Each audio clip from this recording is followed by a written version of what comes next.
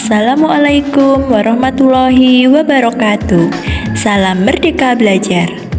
Perkenalkan, saya Bekti Asih Sutanti, guru kelas 1 SDN 2 Depok, Kecamatan Bendungan, Kabupaten Trenggalek, Jawa Timur.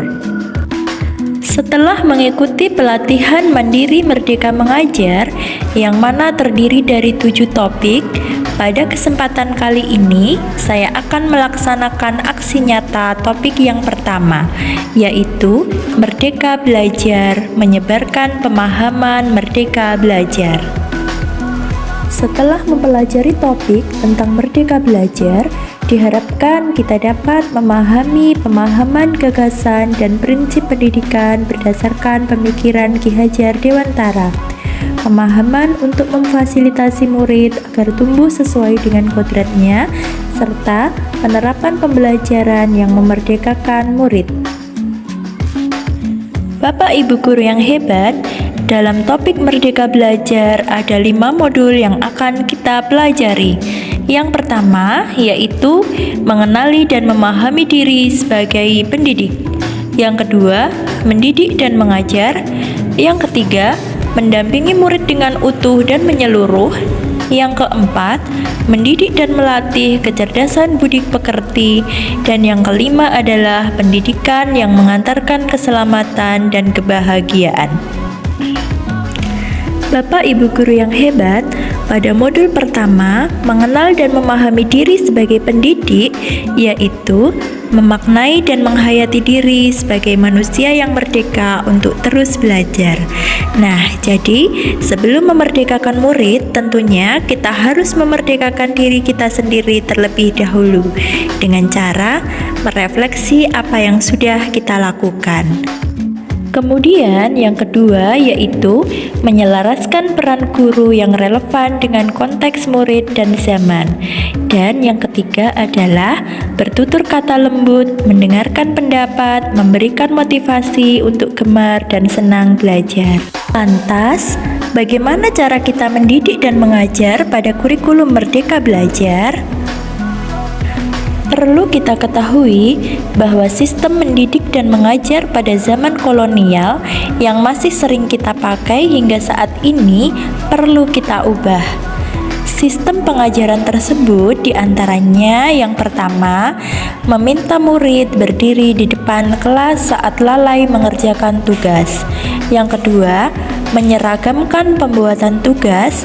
Yang ketiga, melakukan peringkingan berdasarkan nilai pengetahuan saja. Yang keempat, murid duduk rapi menghadap ke depan kelas yang hening. Dan yang kelima, yaitu memukul murid karena tidak mengerjakan tugas. Selanjutnya, yaitu modul ketiga tentang mendampingi murid dengan utuh dan menyeluruh. Dalam proses pendampingan pada murid, kita harus menyesuaikan dengan kodrat keadaan yang terdiri dari kodrat alam dan kodrat zaman. Kodrat alam berkaitan dengan sifat dan bentuk lingkungan di mana anak tersebut berada. Sedangkan kodrat zaman berkaitan dengan isi dan irama, yakni disesuaikan dengan zaman dan anak tersebut berkembang. Dalam hal ini, kita sebagai guru harus menyadari bahwa tidak ada individu yang sama dan zaman selalu berubah dan bergerak dinamis. Menurut Ki Hajar Dewantara, dalam melakukan pembaharuan yang terpadu, hendaknya selalu diingat bahwa segala kepentingan anak-anak, baik mengenai hidup diri pribadinya maupun hidup kemasyarakatannya, jangan sampai meninggalkan kepentingan yang berhubungan dengan kodrat, keadaan, baik alam maupun zaman. Dalam mendampingi murid dengan utuh dan menyeluruh, guru juga harus menerapkan asas trikon yang terdiri dari kontinu, konvergen, dan konsentris. Asas trikon ini dianggap menjadi jawaban yang tepat untuk menuju pada pembelajaran yang berpihak pada murid. Continue merupakan pengembangan yang secara berkesinambungan dilakukan terus-menerus dengan perencanaan yang baik. Sedangkan konvergen adalah pengembangan yang dilakukan dapat mengambil dari sumber di luar, bahkan dari praktek pendidik di luar negeri. Sedangkan untuk konsentris adalah pengembangan pendidikan yang dilakukan harus tetap berdasarkan pada kepribadian diri kita sendiri. Pada modul keempat, yaitu tentang mendidik dan melatih kecerdasan budi pekerti. Dalam implementasi kurikulum Merdeka Belajar, guru hendaknya mendidik dan melatih kecerdasan budi pekerti dengan cara sebagai berikut.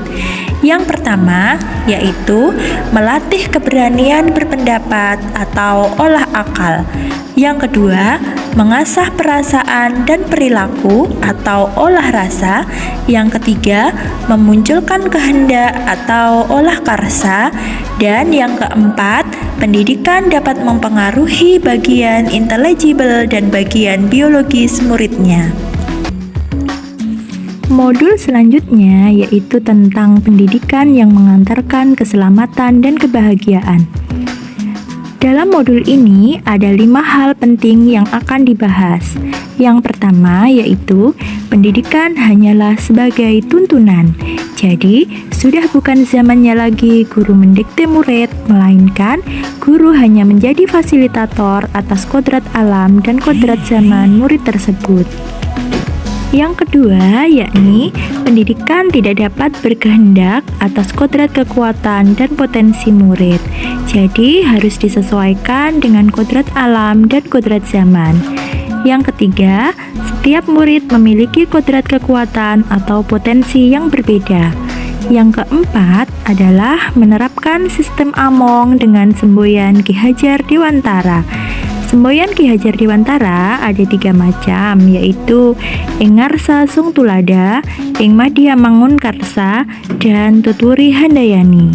Sedangkan poin kelima adalah menerapkan pembelajaran proyek serta digitalisasi pembelajaran. Terdapat trisentra pendidikan yang terdiri dari keluarga, sekolah, dan masyarakat. Keluarga merupakan pendidikan pertama untuk seorang anak. Keluarga, tempat anak bertumbuh, sangat berpengaruh terhadap pendidikan seorang anak.